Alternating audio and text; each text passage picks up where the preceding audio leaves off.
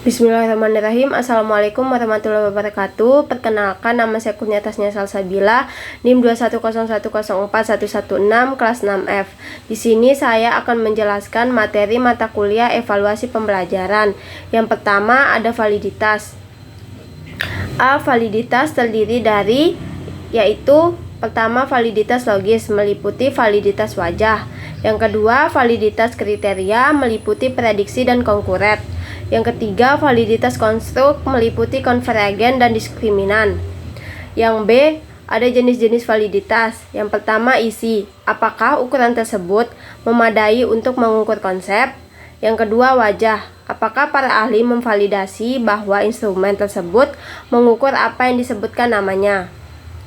Yang ketiga, concrete relate. Apakah ukuran tersebut membedakan dengan cara yang membantu memprediksi variabel kriteria saat ini? Yang keempat, konkret. Apakah ukuran tersebut membedakan dengan cara yang membantu memprediksi variabel kriteria saat ini? Yang kelima, prevalent.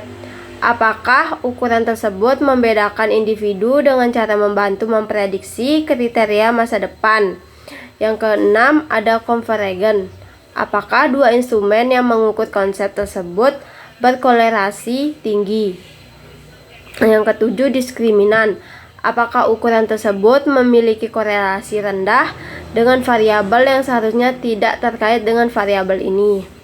Yang C, ada validitas muka meliputi yang pertama pengukuran atribut, yang konkret tanpa inferensi.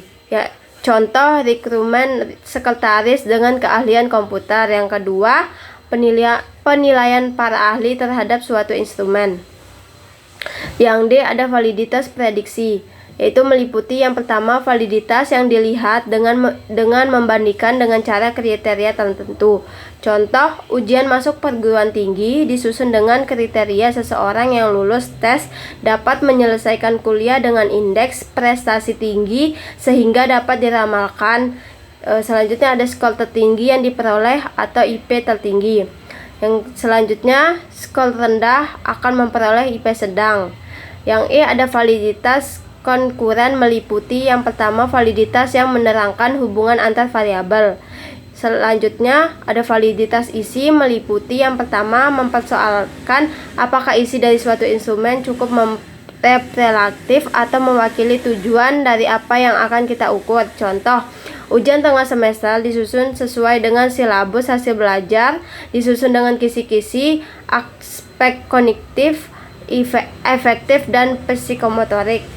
Yang terakhir, selanjutnya ada validitas internal, yaitu validitas yang berkaitan dengan pengaruh faktor-faktor luar yang memungkinkan, mengganggu, atau merusak desain penelitian sehingga perubahan pada variabel terikat bukan semata-mata karena pengaruh pelaku.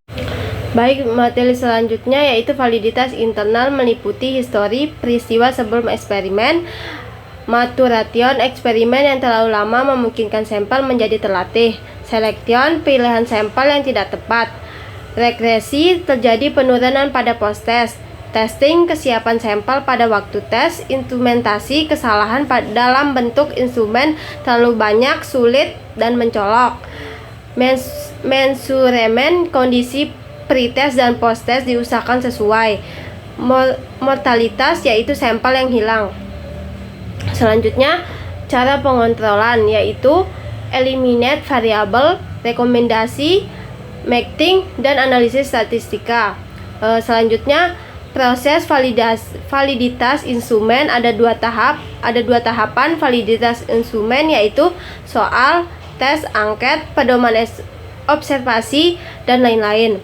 Yang pertama, validitas pakar yaitu content validity, fact validity atau validitas muka instrumen, validasi lapangan atau validitas konstruk.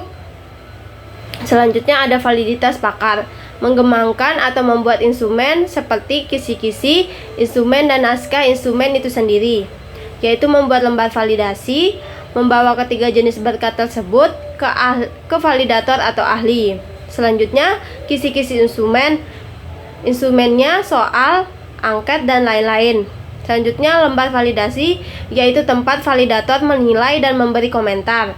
Selanjutnya, Jumlah validator terdiri dari 2 atau 7 orang. Selanjutnya ada pekerjaan validator, yaitu mencentang atau memberi skor pada setiap item atau butir instrumen yang dinilai pada lembar validasi serta memberi komentar. Selanjutnya metode validasi atau metode analisis hasil, yaitu validasi pakar, yaitu metode Geoghery menggunakan dua pakar, metode Lawes menggunakan minimal 5 pakar. Selanjutnya metode validitas Geoghery, yaitu menurut Geoghery validitas ini menunjukkan sejauh mana pertanyaan, tugas atau butir dalam suatu tes atau instrumen mampu mewakili secara keseluruhan dan profesional perilaku sampel yang dikenai perlakuan tersebut. Artinya, instrumen yang ada mencerminkan keseluruhan konten atau materi yang diujikan atau yang seharusnya dikuasai secara profesional. Selanjutnya, validasi lapangan, yaitu menguji coba instrumen atau soal angket dan lain-lain ke subjek yang bukan subjek penelitian. Artinya, kalau kita penelitian di sekolah A, maka uji cobanya bisa ke sekolah B.